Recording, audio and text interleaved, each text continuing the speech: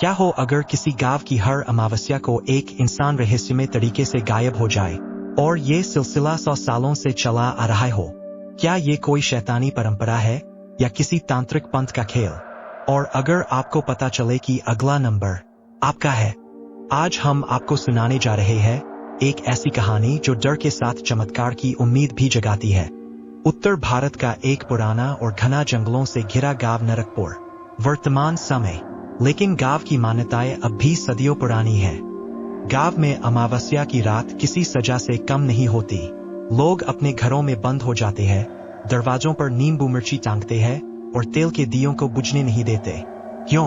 क्योंकि अमावस्या की हर रात एक व्यक्ति लापता हो जाता है बिना किसी निशान के। इस गांव में हाल ही में एक शहर से युवा पत्रकार आरव चौधरी आया था, जो इस रहस्य की तह तक जाना चाहता था। उसे यकीन था कि इसके पीछे कोई इंसानी षड्यंत्र है, शायद किसी अंधविश्वासी पंथ का खेल। गांव वालों ने उसे बहुत मना किया, लेकिन आरव ने ठान लिया था, जो भी हो इस बार की अमावस्या मैं खुद देखूंगा कि क्या होता है। रात का वक्त, अमावस्या। आरव एक पुरानी हवेली में छिपकर कैमरा लेकर बैठ गया, वही हवेली जिसे गांव वाले शापित स्थान कहते थे।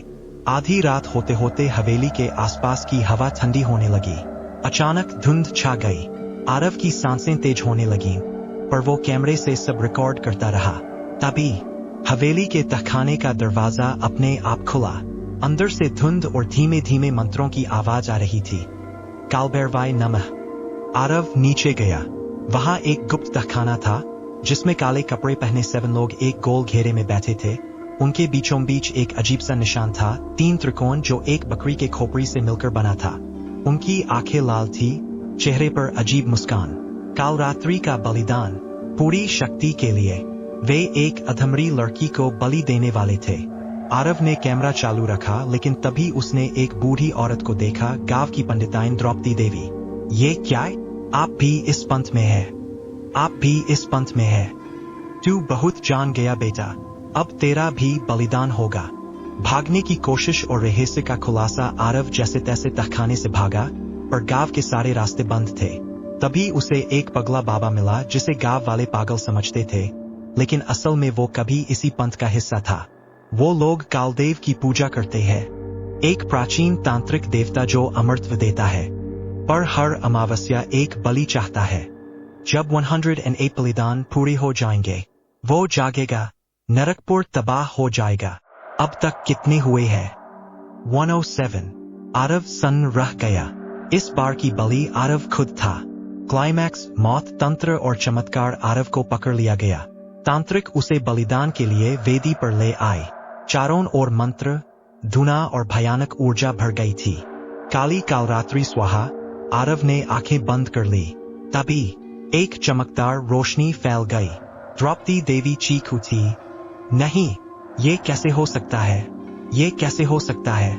काले बादल छंट गए। एक सफेद कपड़े में लिपटी रहस्यमय महिला प्रकट हुई, एक साध्वी। इस पंथ का अंत आज यही होगा। तुम्हारा काल तुम्हारे पापों के भार से ही आएगा। साध्वी ने हवन कुंड में कुछ डाला और मंत्र पढ़ने लगी। नमो भगवते वासुदेवाय।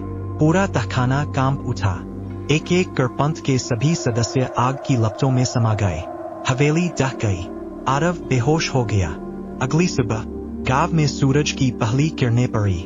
लोग अपने घरों से निकले, पहली बार बिना डर के। हवेली अब सिर्फ खंडहर थी, पंथ का कोई नामो निशान नहीं। आरव पास के मंदिर में होश में आया।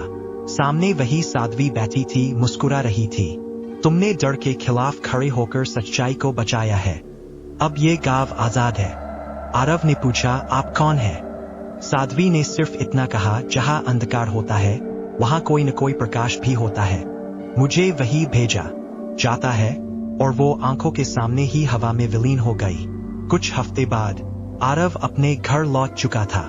रात को जब वो वीडियो एडिट कर रहा था, तभी कैमरे में कुछ अजीब कैप्चर हुआ। वो ही बकरी की खोपड़ी का निशान, जो अब आरव की गर्दन पर उभर रहा था।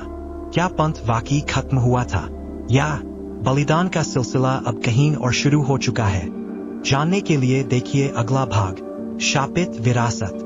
अगर आपको ये कहानी पसंद आई हो तो डारवानी डिनाई चैनल को सब्सक्राइब करें और अगली रहस्यमय कहानी के लिए बेल आइकन दबाना ना भूलें। हर रात 8 बजे डर की दुनिया में आपका स्वागत है।